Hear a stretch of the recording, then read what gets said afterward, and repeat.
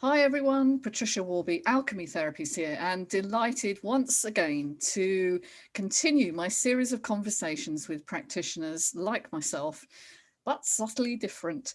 And today I've got my gorgeous friend Kuljit Sehmi, she describes herself as a chronic pain and trauma release practitioner. There you go, which is a lovely thing to be doing, but it's quite unusual. Of course, I'm in a similar field, and we were just saying before we went on air that it's often difficult to know how to position yourself, isn't it, as a therapist? So I thought we'd start with a little intro. Welcome, and tell me about how you got into doing this amazing work that you do. Well, it wasn't on my radar, and I'd never imagined I'd be doing it because I was an optometrist for 20 years when I just started getting ill. So I was diagnosed um, after a couple of years of just trying to carry on, keep going with fibromyalgia, arthritis. It just continued to get worse. I had chronic fatigue, and as the arthritis progressed, I got neuromas. So I was left kind of in constant pain, unable to walk, unable to work. And I think the toughest thing for me at the time was the pain and the way it impacted me because my children were quite young. I had three children aged from about 11 to 4.5, and I couldn't hug my youngest, who was a real hugger. So that was really quite traumatic for me at the time. Yeah, yeah, that must have been really tough. Um, and And I, and I was yeah, looking for answers. I went through the medical profession, and um, I was given medication, but I couldn't take it. It was quite scary at one point. I didn't know where I was or what I was doing. That scared me. So I just stopped taking any medication. They said it would help my symptoms, but it didn't really at all. Um, and so I was kind of left on my own with it. There were no other options. And mm, so I wanted to find out why I had these symptoms, because I'd been pretty healthy, really active, leading a full life, working, family, being superwoman, as many of mm, us are, trying to do everything. Um, and then it came to a full stop, mm. and there were no answers for me, no cure. Um, so I had to find some answers and find those root causes, the reasons why. And that's what I focused on Mm. until I got myself back to health without any medication at all. Well done you. And I know that makes it sound simple in a way when you give a little précis like that, and suddenly I saw the light. Well, I'm sure it wasn't quite like that. I'm sure you had to struggle. I'm sure it was at moments it was terrifying. I certainly know through my journey, when you finally realize the doctors have nothing more to offer you, isn't that the most terrifying time? It was. I was totally lost because all my eggs were in that basket. I was trained that way. I believed that you go to the doctors and they fix you. Mm, So I really struggled with that. I think once I was told there was no cure and there was nothing much they could do apart from give me medication, I cried non-stop for 3 days. I couldn't stop. mm, Um, I'm mm, not even sure how I got back from the hospital that day, but as I yeah. was on my own. But yeah, it was terrifying. I just felt like I'd lost everything. Yeah, the lack of hope, I Mm. think, is one of the most damning features of this medical system. And we're not talking about individuals in the medical system, because most of the individuals in that system really want to do well and they want to help you. It's the model, I think, that's broken.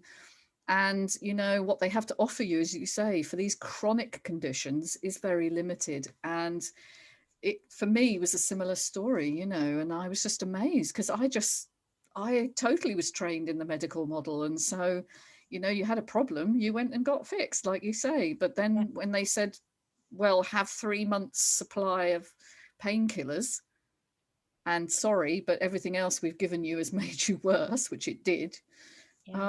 you kind of lose hope, don't you? And then you don't know where to go. And I think that's what's happening now. Actually, I'm seeing that with long haul COVID and things like that, where for the first time people are having to really acknowledge that the medical profession hasn't got much to offer yet. You know, they really don't know much about it, and they don't understand what they're going to do with all these people that are coming through. I heard the other day it's 1.1 million in the UK at the moment.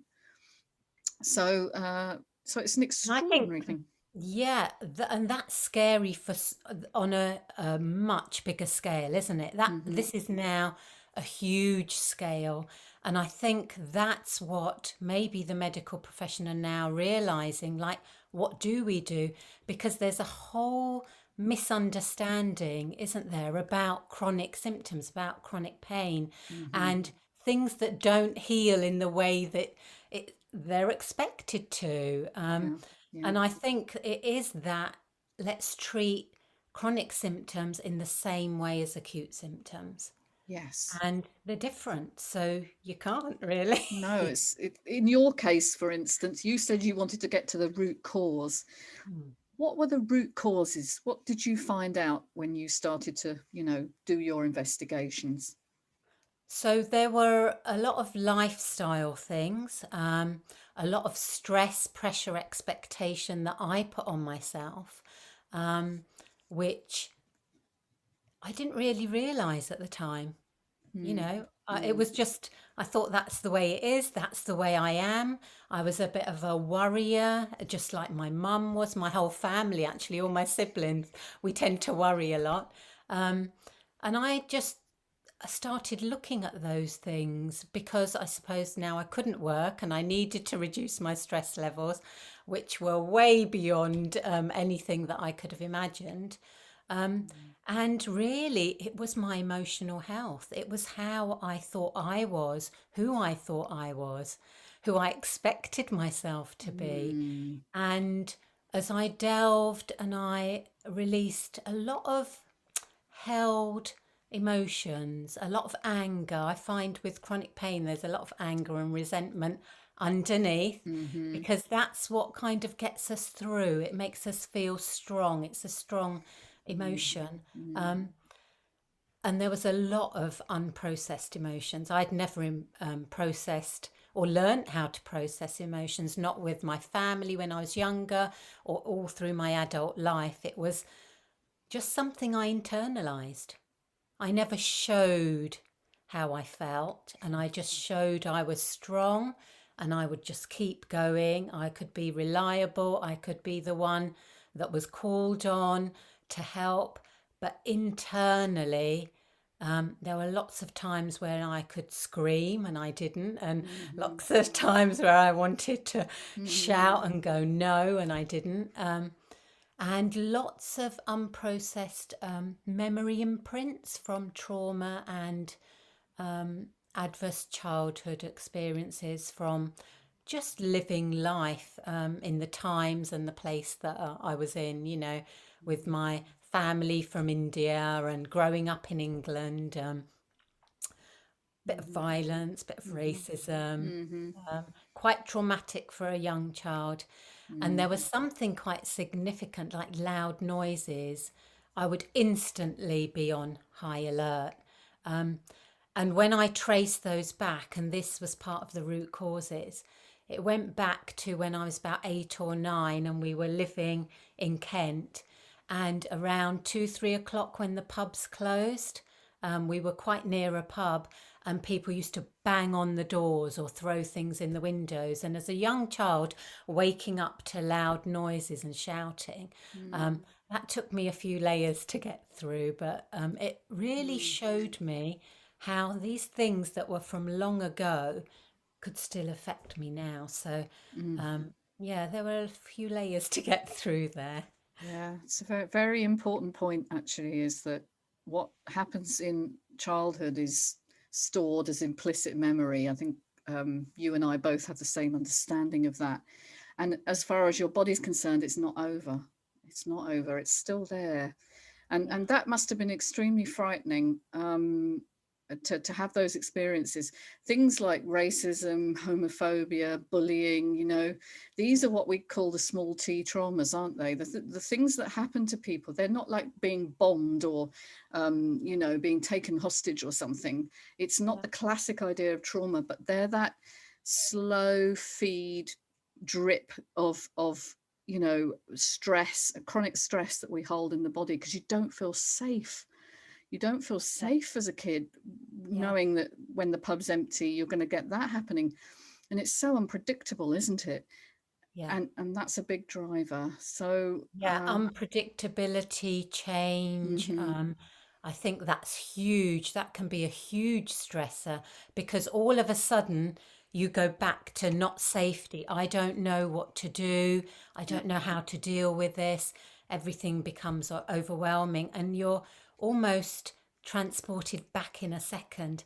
And I think people find that a really hard concept to really gauge, that how can something that happened a long time ago actually be impacting me now? And that did take me a while to actually get my head around, but it's completely irrational. Like, consciously we can't think our way through it.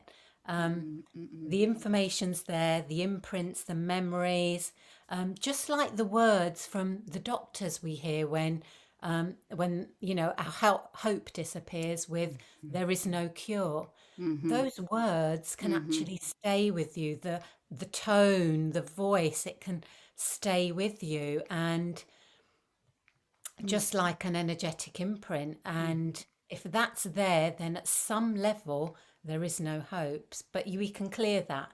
And that's the beauty of the work we do, isn't it, Tricia? it is. So Yeah. so the classic trigger, which is what you're describing, the trigger in your adult life was basically getting so ill that modern medicine had nothing to offer you, and being told there was nothing more they could do. But the helplessness and the feeling of unsafety was an old emotion that harked back to something when you were a lot younger. Yeah. And so actually these survival based imprints are very strong, because they're linked to a very basic survival instinct, aren't they? So and that part of your brain is actually much stronger than your cognitive brain. And so it doesn't matter what you think about your situation in the present, because it's what you feel that really matters. And Yeah. and I know we've both been in that situation where we've both been afraid, or Yeah. in a fearful place. But it's really important to be positive now. We can change these imprints. Now you do it in a slightly different way to me. So I know I sit down with someone and I usually use certain techniques with the body, but tell me what you do, because I know you're trained in lots of different wonderful tools and techniques, but what's your sort of main approach? My main approach is a modality called logosynthesis. Uh-huh.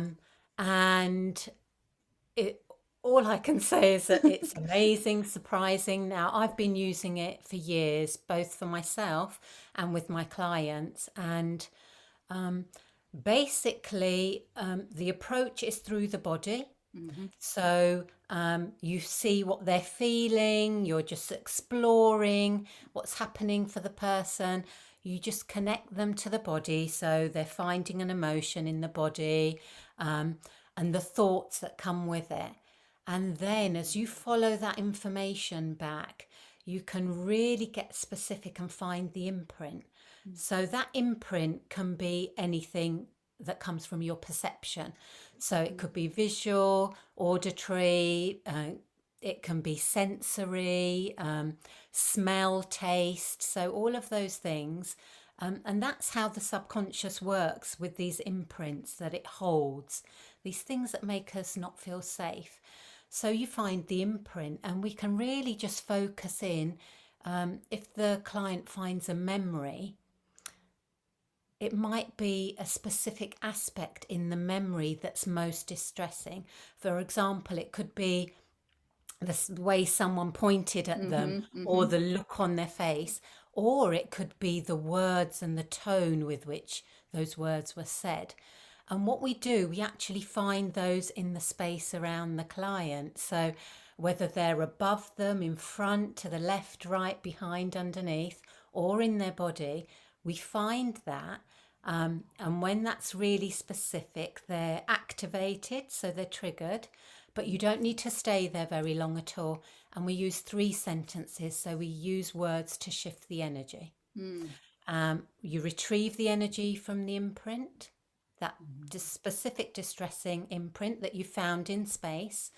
And then you remove non-me energy, because you can have energy of others in the imprint. You can have energy, for example, if you had an accident, you can have an image, a memory of the feel of the car on your arm. So you can have that as an imprint. So we remove non-me energy. And just using words, just saying 3 sentences, and then we remove the energy of the reactions to this imprint or connected to it. And then you just sit and relax. The client doesn't need to do anything, which is, I think, really important, because all they do is they relax, they say the words. It doesn't matter if they understand them or not. And when we go back to it at the end of the 3 sentences, we just say, well, where's the imprint? What have you noticed? And the emotions have shifted, the thoughts have shifted. And often, if there was an image or whatever that imprint was, it seems further away. Sometimes it just disappears completely, but it's not in their energy anymore, which means that it's not causing the reactions. And there's some key assumptions with logosynthesis. We assume it's to restore life force, life energy. So we assume that everyone is essence, and all these things that we've learned and experienced through life take us away or fragment that or disrupt that. So when we take that away, you're more in tune with yourself and more in connection with essence. So your truth, your authenticity. Yeah. And really, they're the key principles, that you're either in flow with energy or you're not. And so if we can do things that bring us in flow with our energy, then the body knows what to do. Everything else is almost done for us. And that's what I love, because it's surprising in just a few minutes, if you find that imprint, how quickly it can just shift and change how you feel. Yeah. Yeah. No, I totally, I don't know that particular technique, but the principles are absolutely the same as what I use. Find the feeling in the body, or however it feels to you, and use the sensory aspects of that, the sight, the sound, the sensations, and then by focusing on the feeling, not the thought, not necessarily your thoughts around what happened and when, that sort of cognitive approach, Yeah. but just to sort of get out of that for a while and get into your body, and just to let your body do what it naturally does, which is to heal once the energy blocks are taken away. Because I think we both agree that energy is at the core of everything. Now, I kind of want to preempt anyone out there who's listening who might think, oh, energy, it's that weirdo stuff that these people talk about, it's that sort of hippie stuff. It's actually very well known now that you can measure the energy of a human, can't you, with particular sensitive equipment. It's actually a real thing. And I know that as I've got more and more involved in this, and I've started to study the science of it, it's actually, it's very profound, but it's not an esoteric concept. It actually physically exists. It is there. And it predates any physical manifestation, doesn't it? The blockage in the energy flow is the first problem, and the body follows that. Yeah. So, and you're right. And it's not, although talking about it is a new concept, I think, for a lot of people. And because most people are head-based and not body-based, it's quite a difficult concept sometimes to grasp. But if we think about it, the military and the medical profession have been using the fact that we're energy, we're energetic for decades, haven't they, with the equipment, MRIs and infrared. If we didn't give out heat and light, which is energy, then they wouldn't be able to use infrared glasses and infrared equipment, and the scans that they do. But there's the evolution of science is amazing. I mean, these magnetic electroencephalographs where Hmm. there's no probe on your head at all. It's away from your brain, and they can still figure out what your brain's doing. I think this is just going in leaps and bounds. And for anyone who thinks energy is woo woo, I mean, we know how we feel when we have energy and when we don't. It's physical. Hmm. And if we take it to the simplest basic levels, I think it's linked to our emotions, because when we're happy, doesn't life just seem to glance off us? Anything It's happens, just we just easy. get through easily. And Hmm. when we're sad or low or in grief or hopeless or feeling unsafe, everything feels hard and heavy.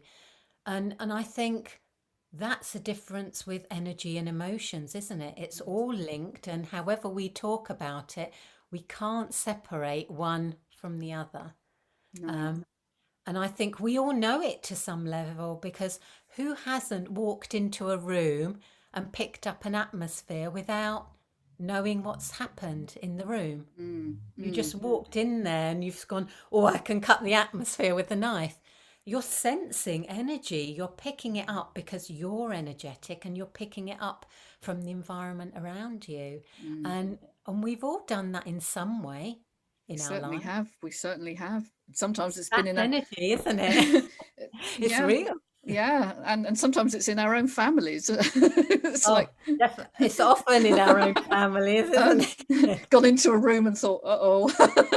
Yeah, hard to get away from. And I think children, they sense Mm, that we're so open. We're in, our brain waves, the way we work when we're young, we're actually downloading information. So we pick up, when someone's not telling you something, or something's happened and no one's told you about it, mhm, it doesn't mean you don't sense and feel what's going on. And mm-mm, so that feeling sense is so important for us right from when we're babies. mm. I think it's one of the most strong imprints we have, isn't it? And if, like in my experience, growing up with a lot of anxiety in my household, um, no one ever spoke about it, but it was just always there.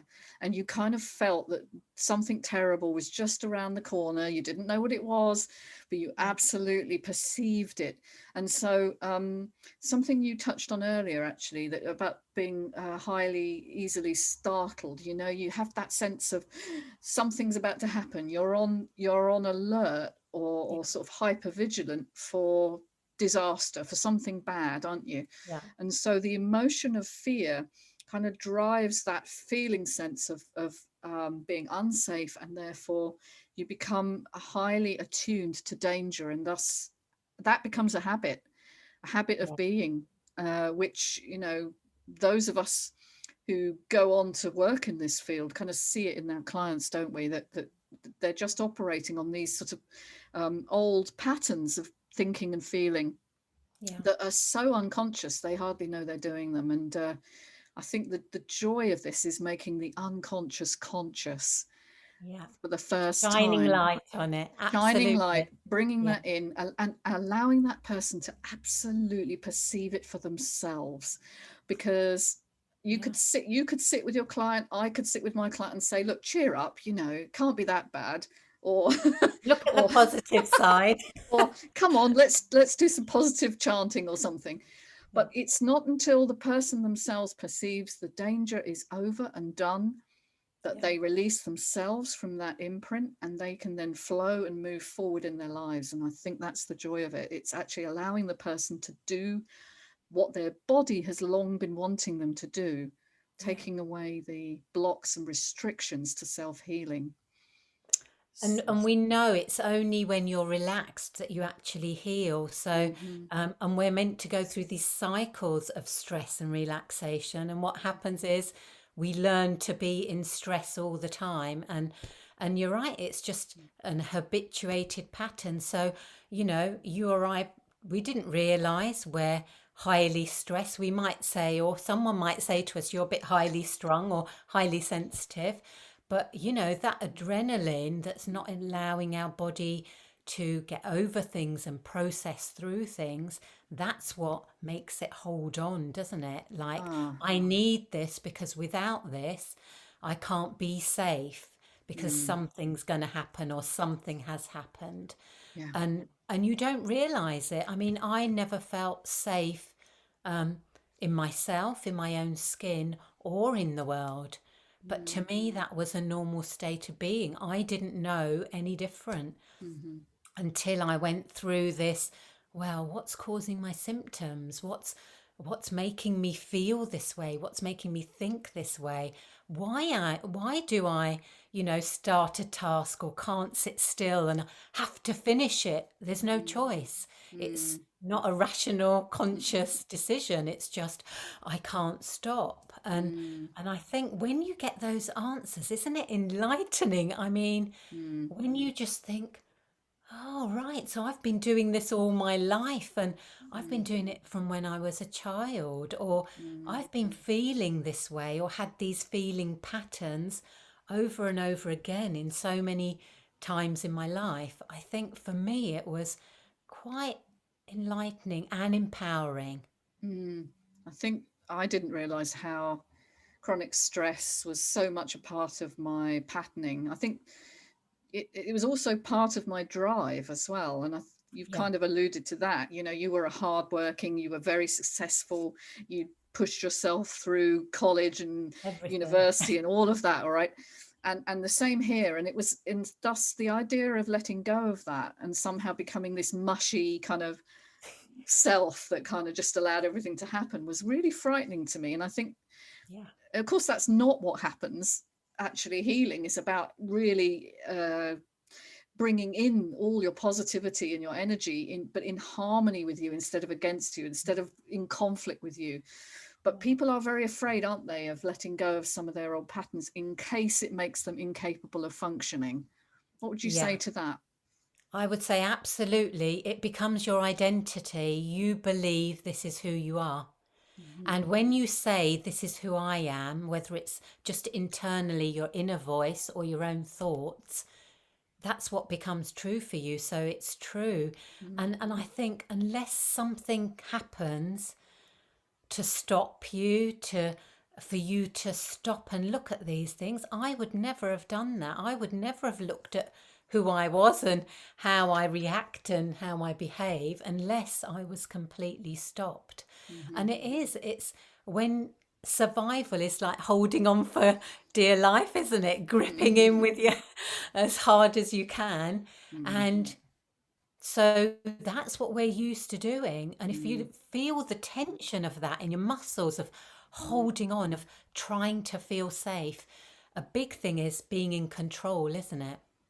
So you have to Absolutely. be in control. And to let go of control is frightening because then anything can happen and it might not be safe. So it all links into that huge fear of not being safe and survival. And Mm-hmm. that's our basic core instinct, isn't it? To Totally. survive, we Yeah. just got to get through. And Mm. however that is, if as a child it meant, you had to be angry in some way to feel strong instead of helpless, weak, and small, um, then that's what you use to get you through. And Mm. it works for you. But there comes a point in your adult life where it doesn't work anymore and it affects the people around you, it affects your relationships, it affects who you are and how you go about life and how people perceive you.